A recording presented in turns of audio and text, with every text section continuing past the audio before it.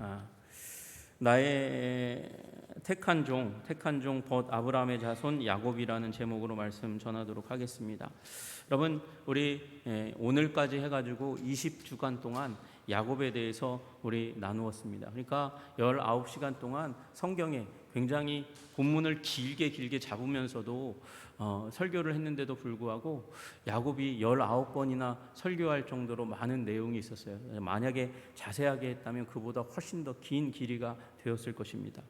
여러분, 그만큼 이 구약 성경 창세기가 시작의 책이잖아요. 그 시작의 책 제네시스 가운데서 여러분 굉장히 많은 분량이 아브라함, 그보다 훨씬 더 많은 분량이 야곱에게 집중되어 있습니다. 야곱이 그만큼 중요한 사람이라는 것이죠. 여러분, 그 야곱을 이제 지금 갑자기 이사야 선지자가 다시 얘기해서 지금 훨씬 더 이제 이 야곱이 존재했던 그 시기보다 훨씬 더 뒤에 출애굽하고 나서 사사기의 시기를 지나고, 그리고 사울과 다윗 왕국이 이제 섰다가 솔로몬까지 그렇게 통일 왕국의 시기가 지나갔다가 거기에 분열 왕국, 나라가 북이스라엘과 남유다로 나누어지고, 그 다음에 아수르에 의해서 북이스라엘은 멸망당하고, 그 다음에 바벨론에 의해서 이제 남유다가 공격당하고 멸망당하고 포로로 잡혀간 그 상황들 가운데 하나님께서 갑자기 그 묻고 묵은 이름, 기억하기도 힘든 이스라엘의 조상들 가운데 하나인 야곱을 가져다가 굉장히 많이 부르는 장면이 오늘 장면 가운데 하나입니다. 여러분, 이사야서 보시면 이사야서 요 앞에 있는 40장부터 시작해서 야곱아 굉장히 많은 장에 걸쳐서 야곱의 이름을 불러요. 여러분, 그것 가운데 한 본문이 바로 오늘 본문입니다. 이사야서 41장 8절부터 우리 16절까지의 부분에서 야곱의 이름을 부릅니다. 하나님께서 야곱아, 내가 택한 야곱아, 그렇게 부르기도 하고 버러지 같은 야곱아 이렇게 부르기도 하시는 그런 장면들이 나옵니다. 여러분, 다 좋은데 갑자기 왜 버러지입니까? 버러지 같은 야곱아 그렇게 불러요. 이 벌레는 인간의 눈으로 볼 수 있는 가장 작은 존재 가운데 하나입니다. 그러니까 보잘것없는 존재입니다. 여러분, 여기 나와 있는 벌레라는 존재는 톨라라는 히브리어예요. 톨라가 뭔가 이 원어를 보니까 두 가지 뜻이 있어요. 벌레라는 뜻이 있고 벌레, 어떤 벌레냐? 여러분, 우리 요새 이제 애완동물들을 많이 키우니까 애완동물의 먹이가 되는 벌레가 있어요. 미럼이라고 부르는 벌레. 그런 벌레를 얘기하는 거예요. 애벌레와 같이 이제 성체가 되기 전에 이 꾸물꾸물거리는 그런 벌레를 톨라라고 부르고요. 또 이제 이게 한 단어 가운데서 두 가지 의미가 있거든요. 두 가지 의미. 그 중에 하나가 주홍색이라고 부르는, 그러니까 이제 보라색에 가까운 그 색깔을 함께 얘기하고 있습니다. 여러분, 그러니까 불그스름한 기운을 띠고 있는 아주 보잘것없는 벌레, 그것에 지금 야곱의 존재를 비유하고 있는 거예요. 여러분, 흔히 사람이 가장 작아졌을 때 비유되는 존재가 버러지인 거죠. 이 버러지 같은 인간아. 여러분, 야곱에게만 그런 말이 쓰여진 게 아니고 우리 실생활에도 이제 개와 더불어 가지고 사람을 무시하고 비하하고 짓밟을 때 그때 쓰는 말이 이 버러지 같은 인간, 뭐 이렇게 얘기하는 거죠. 아무짝에 쓸모없는 인간을 얘기할 때, 사람을 지칭할 때 버러지 같다고 그렇게 얘기하는 거예요. 여러분, 근데 하나님께서 야곱에게 그같이 얘기하고 있는 거죠. 버러지 같은 너 야곱아. 여러분, 이건 하나님이 그렇게 여기신다기보다는 지금 이스라엘이 그렇게 자기 자신을 버러지 같은 존재로 여기는 거예요. 왜요? 지극한 열등감 가운데 있었으니까. 여러분, 지금 이 버러지 같은 야곱아라고 얘기할 때 이 야곱은 누굴 얘기하는 겁니까? 지금 이 바벨론에 의해서 멸망당하고 당한 그 힘없는 민족에게 얘기하는 거지, 이미 몇백 년 전에 죽었던 그 한 사람 족장이었던 야곱에게 얘기하는 건 아니에요. 여러분, 이 민족에게 얘기하고 있는 거죠. 야곱의 후손들, 민족을 잃은 그들에게 말씀하시는 것인데도 불구하고 사실은 이 야곱의 인생이라는 렌즈를 통해서 그들에게 말씀하는 거죠. 여러분, 이 본문의 말씀은 야곱에게 해당하는 거예요. 야곱에게도 해당하고, 야곱이 그런 인생을 살았고, 그러니까 너희들도 그런 야곱과 같은 버러지 같은 힘없고 능력 없는 인생 가운데 살았다 할지라도 야곱을 하나님께서 지켜주신 것처럼 지금 너희들도 지키고 있다. 하나님이 지켜주시고 보호하여 주신다. 그렇게 말씀하시는 거죠. 여러분, 이 말씀은 그래서 야곱의 이야기일 뿐만 아니라 지금 야곱의 후손인, 지금 바벨론의 통치 가운데 있는 이스라엘 백성들, 유다 백성들에게 하시는 말씀임과 동시에 여러분, 영적인 이스라엘, 여러분과 저에게도 동일하게 말씀하시는 것이죠. 그 하나님, 버러지 같은 야곱을 향해서 주님께서 오셔서 그들의 자존감을 회복시켜 주시고 그들의 미래를 열어주시는 말씀이 오늘 말씀인 것입니다. 여러분, 이 버러지 같은 존재로 야곱이 자기 자신을 여길 수밖에 없는 수많은 인생의 경험들을 하면서 살아갑니다. 여러분, 바로를 만날 때에 그래서 버러지 같은 인생과 비슷하게 자기는 험악한 인생을 살았다고 그렇게 얘기하잖아요. 그때가 나이가 몇 살입니까? 130살입니다. 내 나그네 길의 세월이 130년이니 험악한 세월을 보내었나이다. 그렇게 바로에게, 이제 애굽의 왕에게 그렇게 얘기했단 말이에요. 여러분, 그리고 나서 이 바로가 마련해 준 땅, 그곳 가운데 가서 고센에 가서 17년을 더 살다가 우리 지난 2주 동안 살펴본 대로 자기를 장사를 어디다 해달라? 막벨라굴에 해달라. 헤브론에다 해달라. 그렇게 얘기하고, 또 하나 이제 요셉의 아들 둘 그리고 나머지 12아들들, 자기의 아들 12아들들을 축복하는 것으로 자기의 인생을 마무리하고 17년 애굽에 살다가 그렇게 하나님의 부름을 받습니다. 몇 살에 죽었어요? 그러니까 147세에 죽었어요. 여러분, 그런데 제가 한번 지나가면서 야곱의 나이에 대해서 나눈 적이 있습니다. 야곱의 나이에 대해서. 여러분, 야곱의 나이를 이제 다시 한번 역순으로 추적해 볼게요. 130세에 애굽에 왔고 147세에 하나님의 부름을 받았어요. 여러분, 그때 130세에 이 애굽에 들어올 때, 그때에 그의 아들이었던 요셉의 나이는 몇 살이었습니까? 요셉의 나이가 몇 살이었을까요? 요셉은요, 그 시기가 자기가 국무총리가 된 후에 9년이 지난 시기였습니다. 9년. 왜 그러냐면 지금 이제 야곱의 아들들이 애굽에 와서 이제 요셉인지 모르고 국무총리인 요셉을 만나고 그러는 시기에 대해서 시기에 대해서 얘기할 때 이 말씀이 있어요. 이 땅에 2년 동안 흉년이 들었으나 아직 5년은 밭갈이도 못하고 추수도 못할지라. 여러분, 그러니까 흉년 2년째예요. 흉년 2년 앞에는 뭐가 있죠?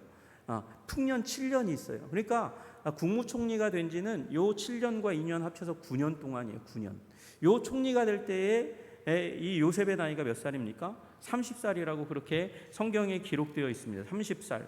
여러분, 요셉이 애굽 왕 바로 앞에서 설 때에 30세라 그가 바로 앞을 떠나 애굽 온 땅을 순찰하니라. 그렇게 되니까 총리가 된 나이가 30세. 그리고 9년이 지나서 아버지를 초청하는, 39세의 아버지를 초청하는 그런 이제 상황이 되는 것이죠. 그리고 이 요셉이 그러면 요 30세의 국무총리가 됐는데 아버지에게서 떠나서 형제들이 팔아가지고 여러분, 이집트 왕자 이야기 다 아시잖아요. 형제들에게 미움을 받아서 아버지 야곱에게는 사랑을 받았지만 형제들에게는 미움받아서 팔릴 때가 17살입니다. 17살. 그래서 창세기 32장 2절에 야곱의 족보는 이러하니라. 요셉이 17세의 소년으로서 그의 형들과 함께 양들을 칠 때에 꿈내게 하고 미움받고 그래서 팔려가는 일이 일어나는 거죠. 그러니까 17살에 팔려서 30세의 국무총리가 되고 9년차 총리가 된 9년차. 그러니까 아버지와 떨어져 있었던 시간이 총 몇 년이냐면 22년이고 그때가 39세입니다. 여러분, 근데 그러면 야곱하고 요셉하고 나이 차가 어떻게 됩니까? 130세에 애굽에 들어왔고 그때 나이 요셉의 나이가 39세니까 130 빼기 39 하면 되죠. 그때가 91세예요. 91세. 이 요셉을 낳을 때에 그때에 비로소 야곱은 이제 라반의 집에 있다가 가나안으로 가자라는 생각을 갖고 그리고 라반에게 이야기를 합니다. 라헬이 요셉을 낳을 때에 야곱이 라반에게 이르되 나를 보내어 내 고향 나의 땅으로 가게 하소서, 그렇게 얘기해요. 여러분, 그러니까 지금 라반에게 있을 때가 라반에게 있어서 라반에게 우리 이제 가나안 갈 거예요 얘기할 때에 야곱의 나이가 몇 살이겠습니까? 91세죠. 그때가 91세인 거예요. 그때가. 여러분, 91세 된 시점이 언제쯤이냐면 분명히 아내들을 위해서 지창금으로 소비할 그 시간 14년은 지난 시점이고요. 그 다음에 보통 14년 차 라반의 집에서 14년 차에 있을 때에 그때 이제 가나안으로 가겠다 얘기했다고 하니까 91세가 그 시점이고, 그리고 거기에서 14년을 빼면 그러면 야곱이 어디로 온 나이? 가나안에서 밧단아람 라반의 집으로 에서 때문에 쫓겨온 나이일 거다, 그렇게 얘기하는 거죠. 여러분, 전통적으로 그렇게 따지면 야곱이 언제 밧단아람으로 왔냐면 77세에 온 거예요. 77세. 여러분, 77세면 인생 정리할 때입니다. 인생을 정리할 때예요. 소망이 없을 때예요. 그런데 그때에 형과의 관계 가운데서 사고치고 속여가지고 그러고 왔어요. 여러분, 77세에 다 늙어가지고 결혼도 못하고, 그리고 이제 이 가나안 땅에서 쫓겨가지고 아버지 집에서 쫓겨가지고 삼촌네 집으로 올 때에 야곱이 얼마나 비참했겠습니까? 여러분, 그때 77세 정도로 보고, 저는 거기다 2를 더 빼야 된다고 생각해요. 저번에 이제 설교할 때 말씀드렸지만 이제 이 요셉은 라헬의 자녀잖아요. 근데 레아는 6명 낳고 7명 낳고 7년 차에 결혼해서 7명 낳고 그 중간에 단산의 기간이 있으니까 휴지기가 있어요. 아이 낳다가 중간에 쉰 기간이 있으면 최소한 1년에서 2년 잡으면, 그러면 야곱은 한 75세에 저는 왔다고 생각하거든요. 75세에 아버지 집을 떠나요. 여러분, 75세까지 70대 중반까지 야곱이 그의 인생 가운데 남겨놓은 변변한 일이라고는 이것밖에 없어요. 뭐요? 죽 쓰는 거 배운 거. 형에게 죽 한 그릇의 장자권을 사귀기 위해서 뭘 배웠어요? 죽 레시피 배워가지고 그거 끓여가지고 형을 기회 좋을 때 그때의 죽 한 그릇과 장자권을 이제 바꾸는 그런 기술을 배운 거 하나. 그리고 또 하나 유용하게 써먹어보지, 이제 다시는 유용하게 써먹어보지 못한 전문 분야가 뭐냐면 변장술이에요. 변장술. 어머니가 옆에서 도와줄 때 형으로 변장해가지고 아버지의 축복을 받았잖아요. 근데 이 변장술, 자기가 자신 있어 하던 변장술에 야곱이 어떻게 됩니까? 당합니다. 누구에게? 라반에게. 라반이 자기 딸 레아를 라헬로 변장시키고, 그러고 그 변장술에 의해서 인생 사기당해가지고 그 고통할 그 순간 야곱이 자기 자신을 어떻게 여겼을까요? 75세에 와가지고 7년 일하고 삼촌에게 그리고 사촌에게 사기당했어요. 여러분, 그러면 자기 자신의 인생을 정말 무가치하게 여기지 않겠습니까? 여러분, 그래서 버러지 같은 심정이 야곱에게 있지 않았겠습니까? 여러분, 이런 버러지 의식 가운데 사람이 처하면 그러면 아파하고 괴로워하고 그리고 두려움에 지배됩니다. 나 인생 어떻게 살아가지? 나 인생 어떻게 살아가야 되는 거야? 그런 생각을 가져갈 수밖에 없는 것이죠. 여러분, 야곱은 이때 이후로도 수많은 두려움에 지배됩니다. 버러지 의식에 사로잡힐 수밖에 없는 그런 인생이 되는 것이죠. 왜요? 아버지 이삭에게 사랑과 인정을 받지 못했던 그 어린 시절의 두려움. 여러분, 누구에겐가 사랑받아야 될 사람에게 사랑받지 못한다는 것은 엄청난 두려움입니다. 여러분, 결혼했는데 배우자에게 사랑받지 못한다. 태어났는데 아버지나 어머니에게 사랑받지 못한다. 엄청난 인생의 마이너스 아닙니까? 인생의 대부분이 이제 휩쓸려가고 깨어지고 부서지는 일들이 일어나는 것이죠. 사랑과 우애를 나눠야 될 형 에서에게 의해서 목숨을 위협받는 두려움 가운데 있었고, 장인 라반에 의해서 속고, 또 그 속는 그 가운데 야곱이 걱정했던 게 뭐예요? 내 집은 언제 세우나? 내 집은 언제 세우나? 나는 내 집을 언제 세우나 하는 그런 좌절이 그의 인생을 지배하고 통치합니다. 세겜에서 과하고 부도덕한 자식들의 공격에 의해서 이제 주변 여러 민족에 의해서 비난받고 공격받을, 그래서 멸절당할 두려움 가운데 야곱은 처할 수밖에 없었습니다. 요셉을 잃었을 때는 얼마나 두려웠을까요? 요셉을 잃고 남은 라헬의 아들, 가장 사랑했던 아내 라헬의 아들 베냐민 또 잃을까봐 상실의 두려움 가운데, 공포 가운데, 괴로움 가운데 야곱은 살아갈 수밖에 없었어요. 여러분, 이 야곱이 두려움과 싸웠던 것처럼 어떻게 보면 지금 이 말씀을 듣고 있는 유대민족도 떨고 있는 것이죠. 왜 그렇습니까? 바벨론에 의해서 멸망을 당해서 먼 이국 땅 가운데 왔고요. 그리고 하나님이 보호하신다 하시지만 그 하나님의 성전이 있는 예루살렘은 깨어져 버렸고 돌아갈 기약도 없습니다. 언제 이 제국의 틈바구니, 이 황제들의 그 소나기에서 우리가 자유롭게 될 것인가? 고통하고 아파하고 자기네 눈으로는 예루살렘으로 돌아가지 못할 것 같은 그런 두려움 가운데 사로잡히는 거죠. 여러분도 여러분의 인생 가운데 두려움이 있으실 줄로 믿습니다. 여러분, 우리 인생 가운데 두려움이 없어요. 내가 이제 학창 시절 지나갈 때는 학력고사 합격할 수 있을까? 좋은 학교 갈 수 있을까? 두려웠고요.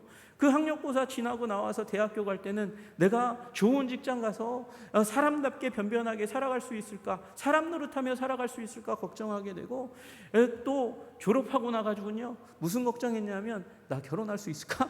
그런 걱정하다가, 그리고 이제 결혼하고 나면 아이들을 하나하나 낳아가면서 아이들의 인생과 미래를 열어줄 수 있는 가장으로서의 역할을 감당할 수 있을까? 그리고 담임 목사가 되고 나니까, 담임 목사 되고 싶어가지고 기도 그렇게 했거든요. 그런데 담임 목사 되고 나니까 무슨 걱정이 나냐면 내가 건축을 제대로 할 수 있을까? 내가 한성교회에 도움이 되는 목회자로 살아갈 수 있을까? 걱정이 이만저만이 아니에요. 여러분, 우리는 그 두려움 가운데 사로잡힐 때 버러지 의식에 사로잡힙니다. 버러지 만도 못한 이 힘없는 인생, 도대체 어떻게 해야 되는 건가? 여러분, 그리고 또 하나, 소외가 우리를 버러지같이 만들어냅니다. 여러분, 우리 이 본문에 보십시오. 본문에 보시면 9절에 내가 땅 끝에서부터 너를 붙들며 땅 모퉁이에서 너를 부르고, 어느 순간 내가 땅 끝에 있는 것 같아요. 땅의 모퉁이 가운데 있는 것 같은 거예요. 여러분, 누가 그랬습니까? 야곱이 그러지 않았어요? 야곱이 20년 동안 어떻게 보면 삼촌의 집, 라반의 집, 에서를 피해서 있는 피난의 집이지만 그곳 가운데 얼마나 힘들었을까요? 왜? 하나님이 약속하신 언약의 땅은 가나안인데 가나안에서 멀리 있어요. 20년 동안 살았어요. 거기는 세상의 관점으로 볼 때는 메소포타미아 제국에 가까운 곳이지만, 그러나 언약의 관점에서 보면 언약의 땅 끝인 거예요. 여러분, 또 인생 살다가 가나안으로 하나님께서 돌아오라 해서 돌아왔더니 하나님께서 아들 만나라고 애굽에 가라 그러는 거예요. 애굽에 가서 애굽 그 좋은 곳에 자기가 가장 사랑하는 아들을 국무총리로 둔 제국이지만, 그래서 큰 권세와 능력을 휘두를 수 있고 보호받는 그곳이지만 언약의 관점에서 보면 땅의 모퉁이인 거죠. 그 모퉁이에서 이제 죽을 날이 가까워가요. 자식들이 도와주지 않으면 자기는 이 애굽 땅을 도저히 벗어날 수 없고, 게다가 하나님이 결제도장 찍어주지 않으면 애굽에서 못 나가잖아요. 무력한 인생으로 점점 늙어가는 그 가운데 땅의 모퉁이에서 그는 얼마나 버러지같이 자기 자신을 여겼을까요? 여러분, 이 얘기는 남의 이야기가 아니에요. 이 얘기는 바로 이 말씀을 듣고 있는 유다민족의 이야기죠.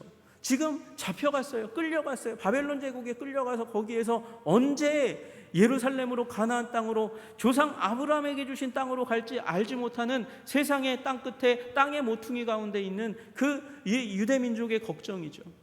그것이 여러분과 저의 걱정 아니에요? 나는 이 인생 그냥 무명으로 묻혀가지고 보잘것없는 존재로, 버러지와 같은 존재로 이 세상 가운데 묻혀서 살아가는, 내 이름 한번 이 세상 가운데 내보내지 못하고 세상의 구석탱이에서, 땅끝과 같은 구석탱이에서, 그 비루한 곳에서, 어두운 곳에서 내 인생 그렇게 묻혀서 살아가다 하나님 부름받는 거 아닐까라고 걱정하는 그런 마음 가운데 살아가다 보면 우리 자신을 벌레 같게 여길 수밖에 없는 것이죠. 그러나 하나님께서 말씀하십니다. 10절에 두려워하지 말라, 내가 너와 함께함이라. 놀라지 말라, 나는 내 하나님이 됨이라. 내가 너를 굳세게 하리라. 참으로 너를 도와주리라. 참으로 나의 의로운 오른손으로 너를 붙들리라. 그렇게 말씀하세요.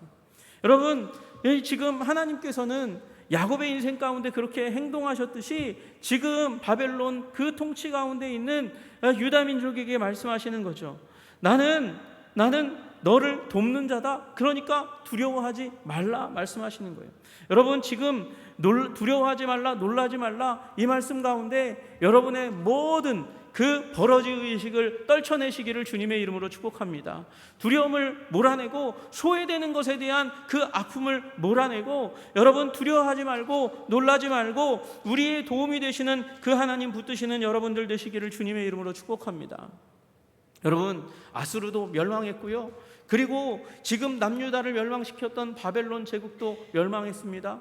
여러분, 그 후에 또 메데바사 페르시아 제국도 멸망했고, 그 후에 로마 제국도 멸망당했습니다. 여러분이 이사야서 41장의 말씀은요, 오늘 본문 8절부터 시작해서 16절 더 나아가서 20절까지 이스라엘 백성들에 대해서 말씀하시는 거고, 그 앞에와 뒤에는 제국들의 이 우상들에 대해서 얘기하는 거예요. 너희 제국과 제국의 배후에서 역사하는 우상들아, 너희가 참신이라고, 너희가 권능이 있다고, 너희가 힘이 있다고, 그럼 예언해봐. 예언을 해보라고 그렇게 얘기하시는 거예요.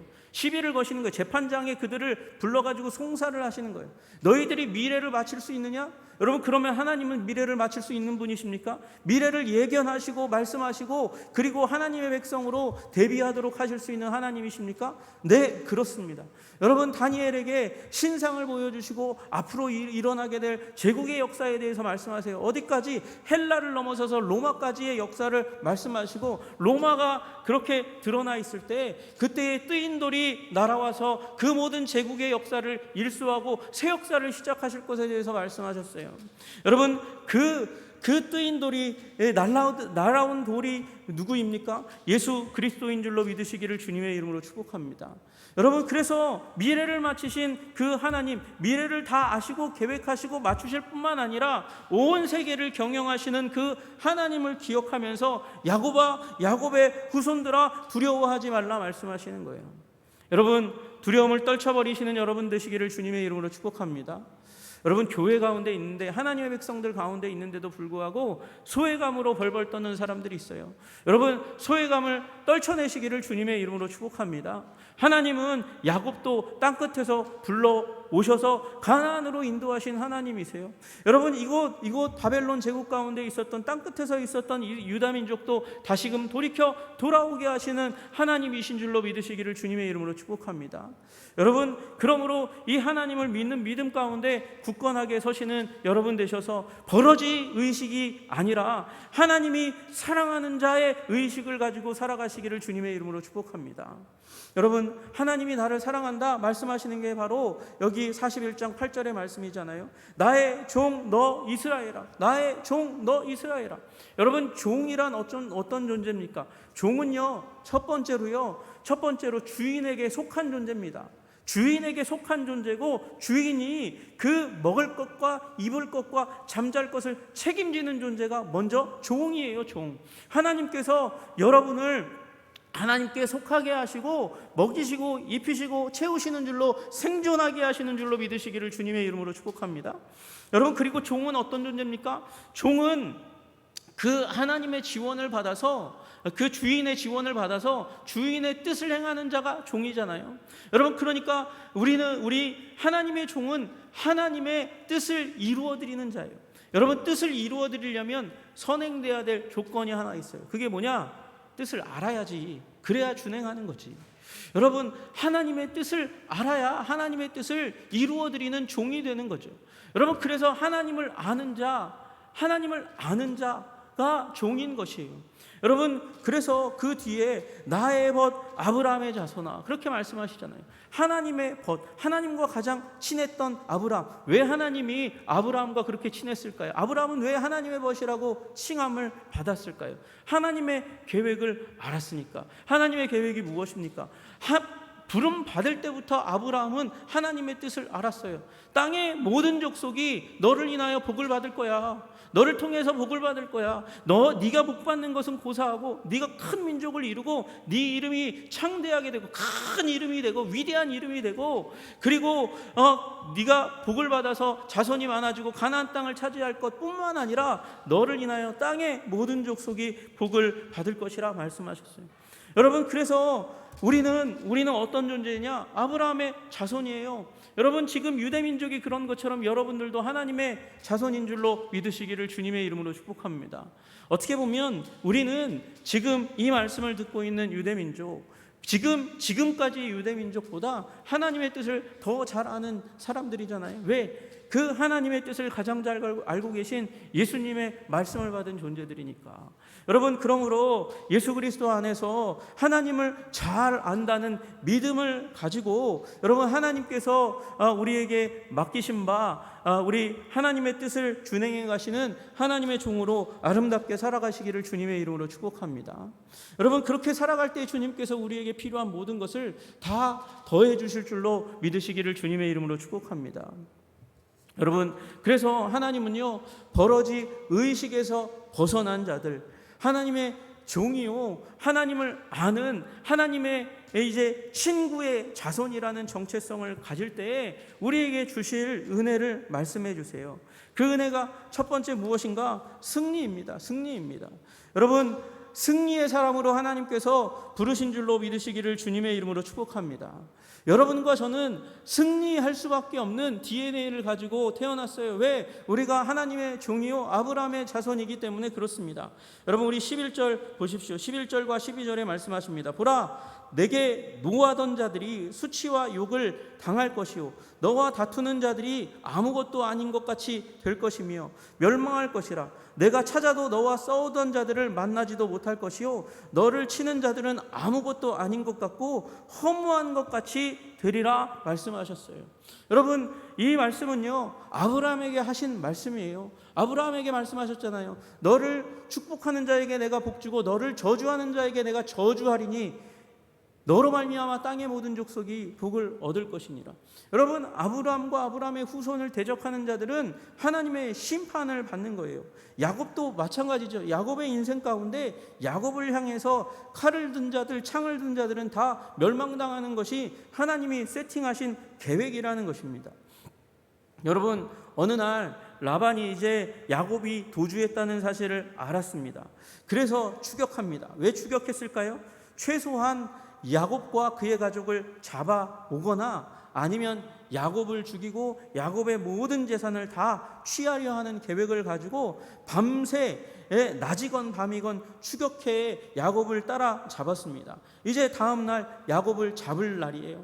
사촌이지 이제 조카이지만 조카가 중요한 게 아니에요. 이 라반이라는 존재는 혈육보다 재산이 더 중요합니다. 소유가 더 중요합니다. 자존심이 더 중요합니다. 없어졌어요. 뭐가 없어졌어요? 이제 신상이 없어졌어요. 이 신상을 찾는 것이 그의 인생의 우선순위였어요. 그래서 야곱을 어떻게 복수할까? 그렇게 마음 가지고 갔는데 그 밤에 이제 다음 날 야곱 만나는 그 직전 날 밤에 하나님께서 나타나셔요. 밤에 하나님이 아람 사람 라반에게 현몽하여 이르되 너는 삼가 야곱에게 선악간에 말하지 말라. 네가 뭔데 야곱하고 그 사이에서 시시비비를 가려? 네가 무슨 재판장이야? 라반 네가 무슨 재판장이니? 하나님이 나타나셔서 그렇게 딱 말씀하시고 나니까 라반이 다음 날 화를 가라앉히지 못하고 그 적개심을 감추지 못하고 야곱 앞에서 막 따지지만 그 더 가지 못하고 하나님이 말씀하신 지난밤에 하나님이 말씀하신 것 때문에 야곱에게 도저히 손을 대지 못합니다. 여러분, 만약에 라반이 마음 고쳐먹지 않았다면 무슨 일이 일어났을까요? 여러분, 유대 민족에게 이스라엘 민족에게 그 역사 가운데서 계속해서 그 이스라엘 민족을 위협했던 것이 바로 제노사이드입니다. 대량 학살이에요. 대량 학살. 여러분, 대량 학살이 계획되었던 적이 있습니다. 유대 민족을 이 지구상에서 완전히 다 싹쓸이하겠다라는 계획을 가지고 있었던 때가 있어요. 여러분, 그것을 기록한 성경이 바로 에스더서입니다.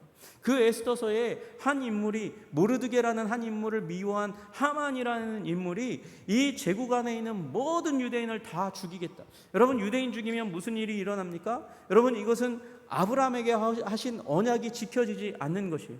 그리고 유다 자손을 통해서 올 메시아 예수 그리스도가 이 땅 가운데 태어나지 못하는, 성육하지 못하는, 그래서 하나님의 구원 계획이 다 엉망진창이 되는 일이 일어나는 거예요.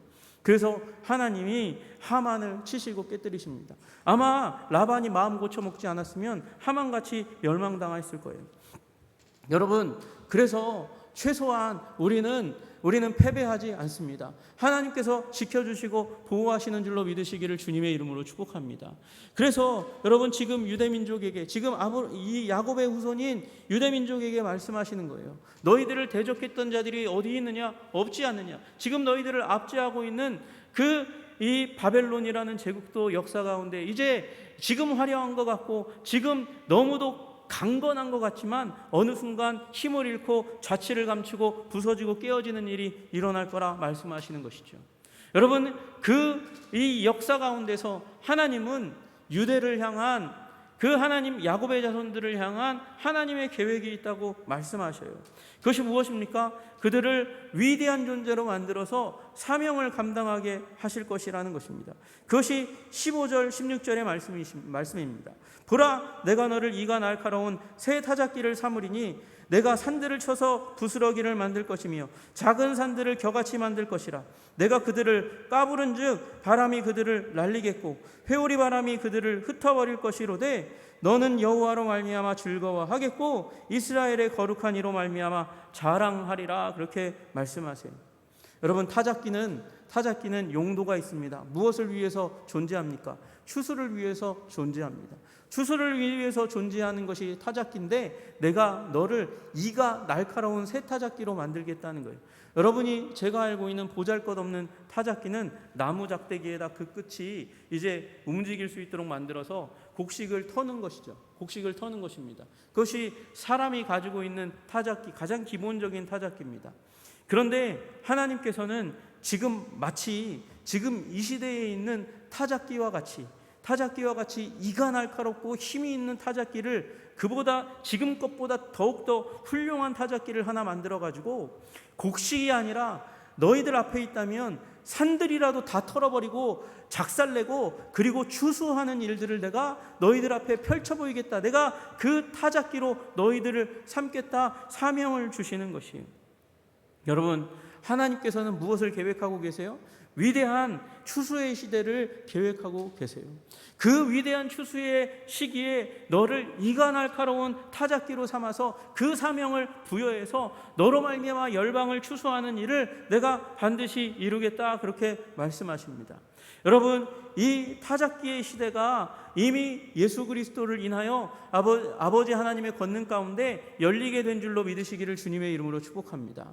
여러분, 그래서 오순절날 성령 강림 임하고 나서 예루살렘에 복음이 베드로가 전해지고 나니까 그 교회 운동을 통해서 핍박이 있는데도 불구하고 그 핍박을 뚫고 3,000명 5,000명 회개하고 주님께 돌아오는 거대한 추수의 역사가 일어나게 된 것이죠. 여러분, 그리고 이 추수의 역사 가운데, 교회의 역사 가운데 추수가 각 나라와 족속과 백성과 방언 가운데 계속해서 전진하게 되고요. 여러분, 언제 한번 이제 우리 개신교 역사를 말씀드릴 날이 오겠지만 이 개신교 역사 전체 400년 역사 가운데 200년은 힘이 없었습니다. 왜? 생존해야 되니까. 이 힘이 없는 200년의 시기를 지났다가 최근에 200년 가운데 개신교가 원래는 어디? 유럽에, 그리고 미국의 일부 땅, 그리고 아프리카 남단 케이프타운 그 근처의 일부 땅, 그 세 군데하고 브라질 약간 있었거든요.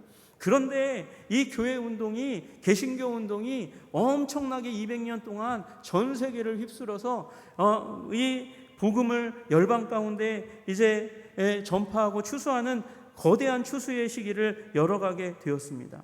여러분, 교회는 바로 이 날카로운 타작기가 교회인 거예요, 교회. 그리고 그 타작기 중에 가장 신형 타작기가 바로 개신교입니다. 여러분, 하나님께서는 야곱에게 이 약속을 주셨어요. 유다, 네가 너를 통해서 왕이 나게 될 것이고 요셉, 너는 담장 너머로 가지를 뻗는 그 가지라고. 그래서 공격적이고 침노하는 그 성품을 통해서 하나님의 나라를 확장해 갈 것이고, 그리고 너의 후손들 가운데 이 야곱을 따라서 이 아브라함과 야곱을 따라서 믿음의 자손된 자들을 통해서 위대한 추수의 시기를 열어가겠다 말씀하시는 것이죠. 여러분, 오늘 본문의 말씀이 무엇입니까? 버러지같이 두려움과 소외 가운데 떨고 있는 자들을 하나님께서 도우시고 붙드시고 강력하게 하시고 아름답게 하셔서 승리케 하실 뿐만 아니라, 여러분의 삶 가운데 승리를 누리시기를 주님의 이름으로 축복합니다. 뿐만 아니라 승리의 사람이 될 뿐만 아니라 하나님의 사명을 이루는 사명자로 삼으시겠다고 말씀하시는 것입니다. 여러분, 우리의 삶 가운데 수많은 두려움과 우리의 삶을 방해하는 것 같은 엄청난 힘들이, 제국과 같은 힘들이 우리를 올가매고 그리고 붙드는 것 같은 그런 상황 가운데 있을지라도, 버러지 같은 야곱을 종 삼으시고 아브라함의 자손으로서 친밀감을 누리게 하시면서 회복시키고 강력하게 하시는 그 하나님의 손길 가운데 처하시기를 주님의 이름으로 축복합니다. 그 하나님의 말씀을 들으시고 회복하시고 성장하시는 여러분들 되시기를 주님의 이름으로 축복합니다. 야곱처럼 내 대에 이루어지지 않는다면 하나님, 내 자녀의 대 가운데 이 역사를 이루실 줄로 믿습니다. 믿고 기도하시고 섬기시는 여러분들 되시기를 주님의 이름으로 축복합니다. 기도하겠습니다. 하나님 아버지, 감사하고 찬양합니다. 주님, 그렇습니다. 버러지 같은 존재입니다. 인간은 그런 존재입니다. 소외와 두려움 가운데 떨며 아버지, 정말 무가치한 존재로 자기 자신을 여기다가 인생을 마감할 수밖에 없는 무력한 존재입니다. 그러나 야곱의 하나님의 손에 잡히면, 그러면 주의 종되고 주의 아버지 벗의 후손으로서 그 친밀감을 누리며 권능 있는 삶, 생명 있는 삶을 누리게 될 줄로 믿습니다. 주님, 그 자리를 지킬 수 있도록 우리를 붙들어 주시고 인도하여 주옵소서. 예수님 이름 받들어 기도드리옵나이다. 아멘.